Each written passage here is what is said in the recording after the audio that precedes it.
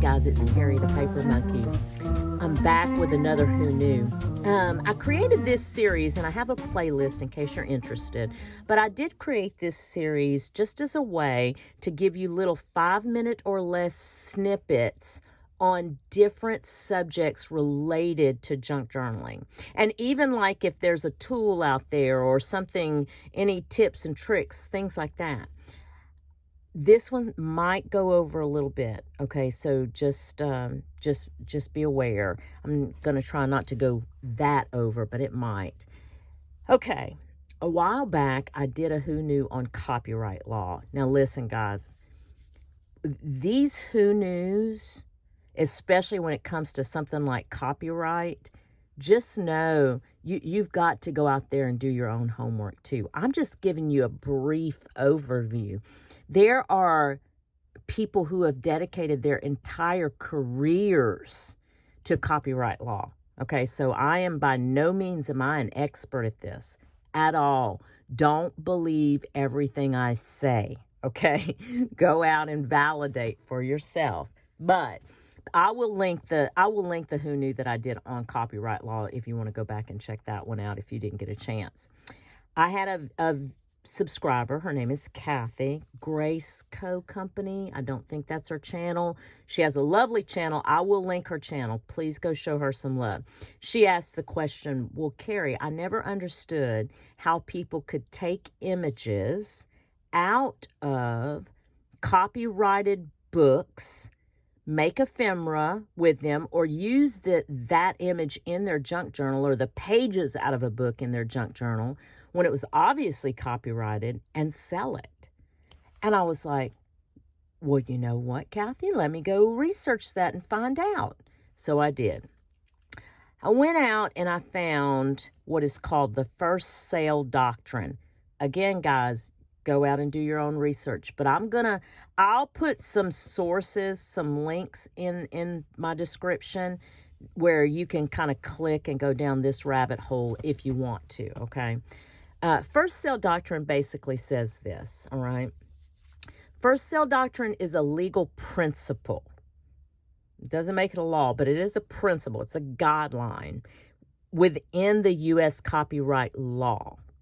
And what it allows for is the owner of any legally purchased copy of a copyrighted work, it allows that owner to sell, lend, or give away that specific copy, okay, without needing the permission of the copyright holder. Now, that only applies to physical items like books or DVDs or CDs. Now, let me just clarify this for you. That does not extend to any digital product, any digital side of things like MP3s, ebooks, things like does not extend to that. It is only the physical copy. So in other words, like I love little golden books. All of you probably know this at this point. I love to use the children's illustrations out of little golden books to either recreate the book itself or use the images after fussy cutting and make ephemera with that. I've purchased those books, whether they're used or whatever. It's a legal purchase, okay? And now, first sale doctrine, that principle allows me to cut it up, reuse it, retool it, redesign it, and sell it in a junk journal. So that's, and again, guys, this is basically it. I will put the links in so you can kind of go explore that, because of course, there's verbiage out there there's legalese out there that's this long. I'll keep you entertained for days, I'm sure.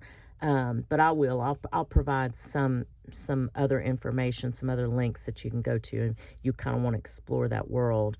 If you have any additional information, this is one of the parts of this series that I'm absolutely loving, that I did not even think think about when I started it. If you know more about this, or you have some references or that we can go and look at, please drop that in the comments. I love it when we share information. I think that that is one of the best ways for knowledge, right? I mean, who knew? Well, a lot of you know a lot more than I do, really and truly.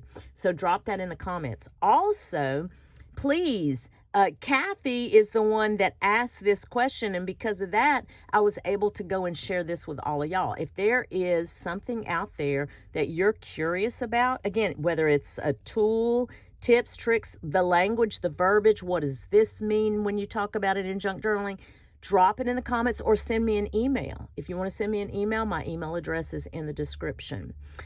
Guys, that's it. I went a little bit over because I do try to keep this series to 5 minutes or less, so we are a little bit over. But I really do appreciate all the feedback and all the interest that this series is getting. It's really been a lot of fun. Thank you guys for dropping in on this, and I appreciate y'all. I do hope that whatever it is you get to do today or in the next few days, it is at least as much fun as I'm having with the series Who Knew? Thanks, guys, and we'll chat soon. Bye.